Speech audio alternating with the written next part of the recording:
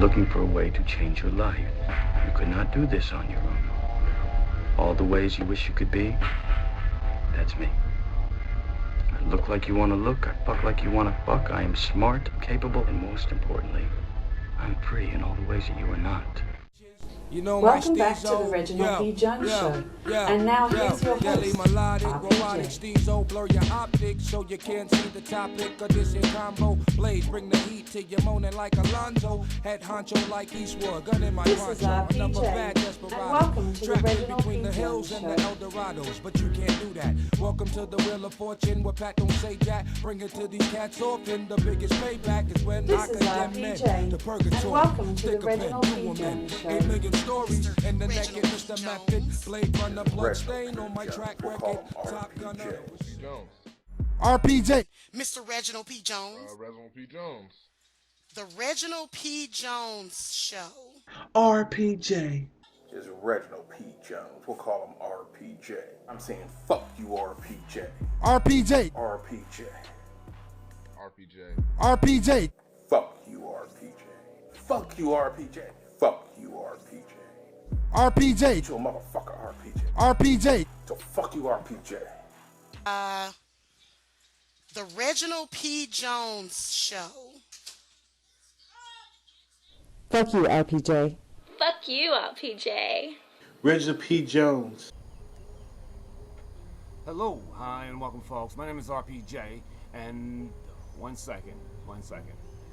For those people who are very clever, and there is two people that are very clever in the world, I'm glad that you figured it out. So I won't let you extort me. I'll just come out and say it myself to a point, because it's not really for human consumption, but so that you don't have one over on me. Here goes. My name is RPJ, and this is Johnathan Steele. Okie dokie, can we move on now? I mean, because does the things that you are aware of, does that diminish from the things that I've done for people? Does it diminish from the things that I am doing for people? And that's what I'm doing for people right now is very minimum. I know it's more than what you're doing. Is the things that will it diminish the things that I've already said about this person, that person? And when, just because you don't like that I point out this person and that person, you're missing the big picture. Those people are reflective of other people like them. What I'm doing is pointing out to good people this type of person, that type of person, this type of dude, that type of system, that type of jury, criminal court system, that murderer who got away with murder and is walking free. That's all I'm doing. So it doesn't diminish from that. So you know one little thing because you were very clever. Okay, fine. If you knew me better, you would have already figured it out. Okay? So you can take your cleverness and you can move on now. You're very clever. I give you that. But you're not that clever, because if you knew me, you would have known this already. And that's, by the way, folks, a lot of people aren't going to know what I'm talking about. This is just for really two people who figured out something, because I saw one in the YouTube comment section, and I see one brought to my face. So it's really two people who figured it out. But I'm not going to go into detail about it, because, again, it's not for human consumption. It's a very personal situation of RPJs, moving on, moving forward. I want to talk about blacks, whites, and I got to point out some things that maybe people aren't aware of, black people aren't aware of. Of course, a loud noise is going to go past me. I just got to stay with it. Now, I am seeing so much unrest by black people, and those black people, excuse me, are being killed. I mean, when you see black people doing things that are loud and obnoxious, and because they're upset, you know, like Renisha McBride's situation, I clearly, and I talked about her situation, and I completely feel that she was, you know, maybe crazy that night, drunk and high. She wasn't an innocent bystander whatsoever, and she went up bashing against somebody's house, trying to get in, and that white man shot her. Another white man, George Zimmerman, white Mexican man, raised white, shot went and stalked down a black kid. I truly believe that was a manslaughter situation. But again, white people are shooting down black people. police officers who are trained to shoot down people, shooting down black people. Now I gotta bring something to black people's attention, and maybe no one's teaching this, but white America don't like black people. Let me say that a different way. White America don't think about black people. White America don't care for black people's situations. They don't. White America, in a lot of ways, a lot of white people hate black people. You know, Ku Klux Klan, politics, this, that, and the other. And you can tell this easily by our history and what's going on now. Maybe you guys aren't aware of this, black people. But there was this thing called slavery. Remember that? Now, okay, before I even go there, there's this thing now that 78% of the country is white Americans. 13% of the country is black Americans. Before, in the beginning, everything was all white. Then they brought in black people. You understand? So everything is owned by whites. Blacks were commodities, furniture, farm equipment. They don't have respect. They don't have respect for black people. They never did. They are tools to a situation. You know, they're equipment. They are they're things. And then when they weren't slaves anymore, we just hated them. They were just problems. They were they were things. Don't look at a white woman, and we'll fucking hang you. You're not allowed to vote. You're nothing. Not allowed to play in baseball. Okay, now as we saw it evolve, and black people standing up, good black people standing up for the rights of blacks on the whole. But those white people didn't want to give that to us. We had to politic for it, and we had to get the right white people to help us politic for it. You copy what I'm saying? So again, white people have never been black people's friends. Of course, we need white people to help get our laws and our rules and regulations across, because we can't do for ourselves. Black people have stopped making progress for themselves since the 60s. And that's the truth. And the fact that black people of today don't understand that white people don't care about our problems is a problem by itself. It's not being taught by our parents, by our fathers, because those fathers aren't in the household. And we have our mothers who have bought into a system that is okay for them to be single parents. Of course, and I know I'm getting off to a whole different tangent here. The problem here, folks, is that black people, when you go out there showing civil disobedience, and you have a right to do that. If you know me, you know I hate authority, and I was an authority figure for a point in my life, but I hate authority figures. However, and you have a right to protest. I do believe that right to protest. When you go too far, you don't understand, though. White people don't give a fuck about you, so that's why a white person will walk away with his AK-47 down the street. A black person will be shot if he has a black telephone in his hand, cell phone in his hand. So do you understand that? See, no one's telling black kids, black people of today, that of all the things that need to know, like there was a slavery, that white people don't give a fuck about black people's problems. I've had a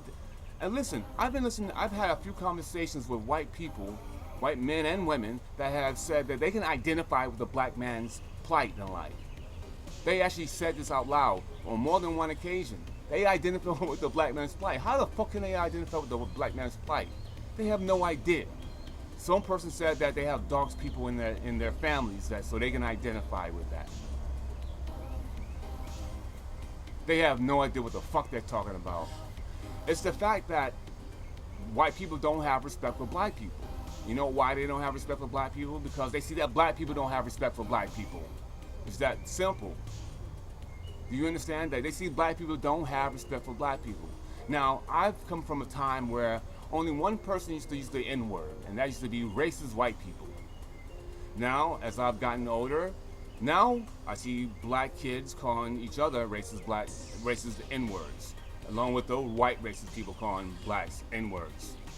Now I'm coming to a time now where every young person in America, especially in New York, white, black, Italian, Puerto Rican, this, that, the other, are calling each other N-words. Along with the racist whites still calling blacks the N-word. You see how that is, how the evolution of the N-word has gone on because of the lack of respect that blacks have for themselves with this N-word. You have never heard me say the N-word, nor will you ever hear me say the N-word, because I respect from where that word comes from. It's a word of hate, of destruction, of fear, of hangings, of destruction of a community, destruction of a human being, destruction of a family. So the people that came before me who had to suffer through those crimes against humanity, for me to show no respect for that, I would be laughable. I would have no credibility as a black man.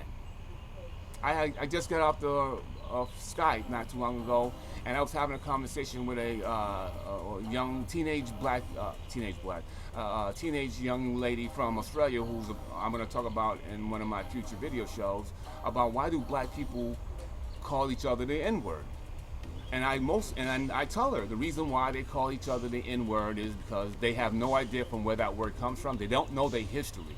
They don't know the violence, the death and destruction, the chaos that is caused. They don't understand that there is still institutionalized racism that still hinders a people. There is economic and political racism that hinders a people, that hinders black people of today. And a lot of that comes from the fact that those white people see that black people don't have respect for themselves, because they aren't teaching this stuff to their families. There aren't any strong black families in the black community anymore. That's gone. Black people don't even fight to have families back together anymore. So it's easy to break down the black community when you break down the black family. They don't understand these things. They don't understand why the young lady didn't understand why this is happening. And I bring it out. This has been a white country all along. White owned, white dominated. Everything today is still, you're selling to, it's business now, you're selling to a white clientele. 78% of the country is white. Of course you're going to sell to a white audience. And you want those white people to be great consumers, so you're going to put those white people in a better economic sense. You're going to have rules and regulations that will best fit a white populace. But black people don't understand these things. You have to understand, and I'm not saying that you can't overcome and go past that and work through that. I'm saying that you have to understand the score, folks. Understand what you're dealing with. So please, by all means, if you're that upset, you want to show civil disobedience, by all means. But understand that white people don't give a fuck about you. The people don't care about you, let alone the cops who are trained to profile black people as criminals for the most part. Because they also understand that in a lot of these communities, there are no fathers there, and they are being raised by single black mothers, and the crime levels are rampant because there aren't a strong man to help these families offset the economics. White people don't have respect for black people because they see that black people don't have respect for black people. Now, I will tell you myself about me. One of the greatest things about me, why I feel so great about myself, like God King, is the fact that I am black.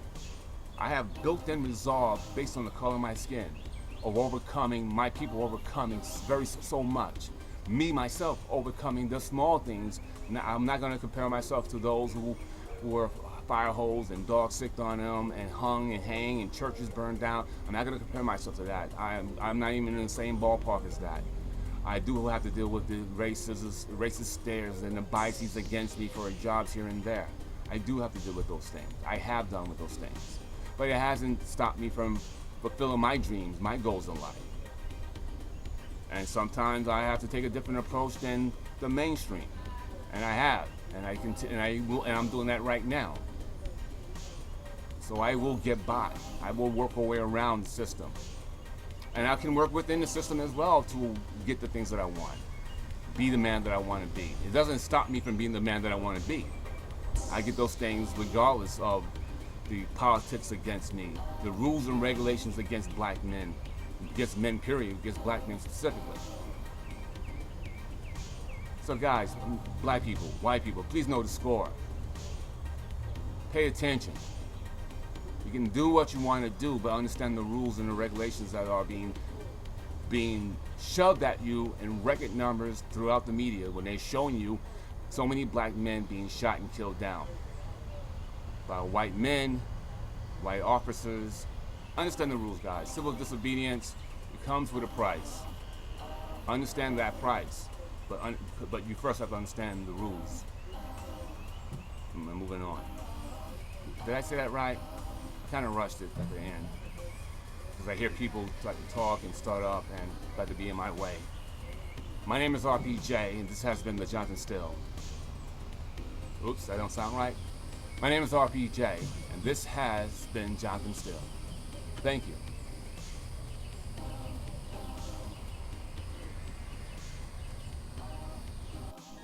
That was the Reginald P. Jones Show, and he was RPJ.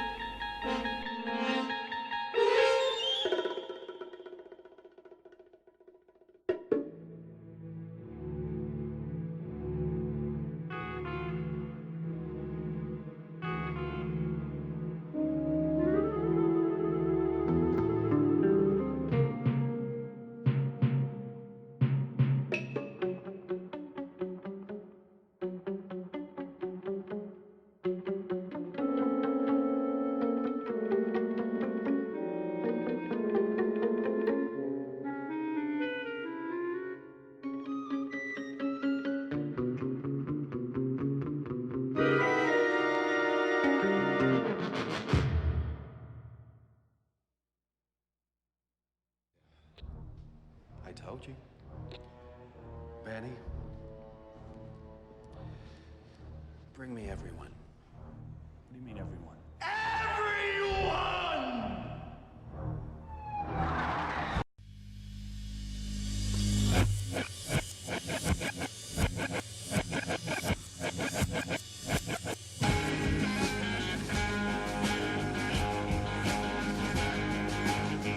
If you can just get your mind together, then come on across to me.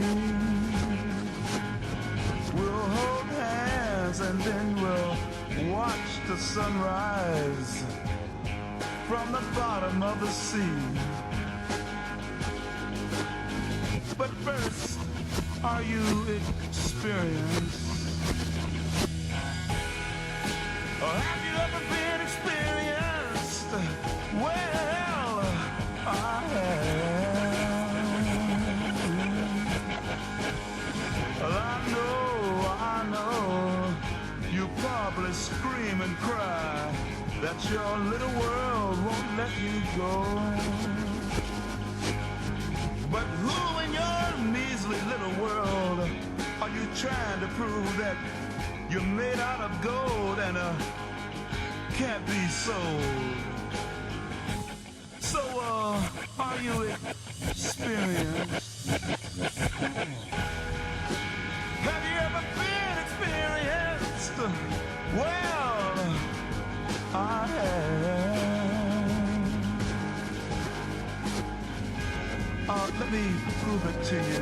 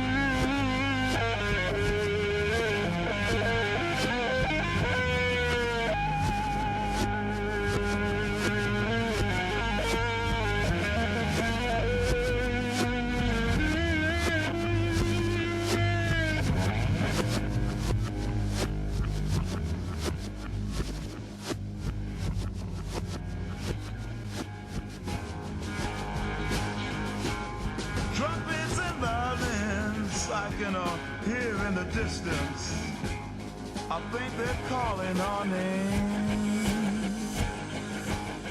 Maybe now you can't hear them, but you will if you just take hold of my hand.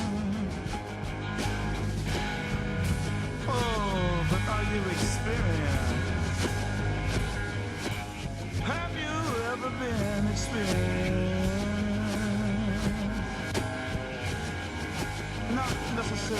stone, but beautiful.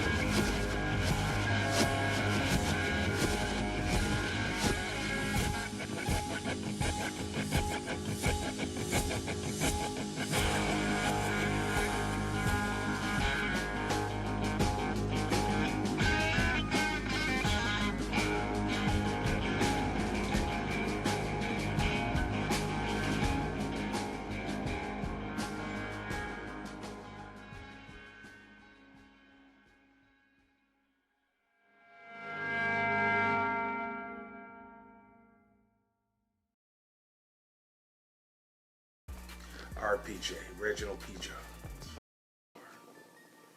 Come to you tonight. It's actually morning, really, but it's still dark outside. Look. Yeah, you still see the comforter. Fuck you, bitch! I'm sorry. Must be the hydration.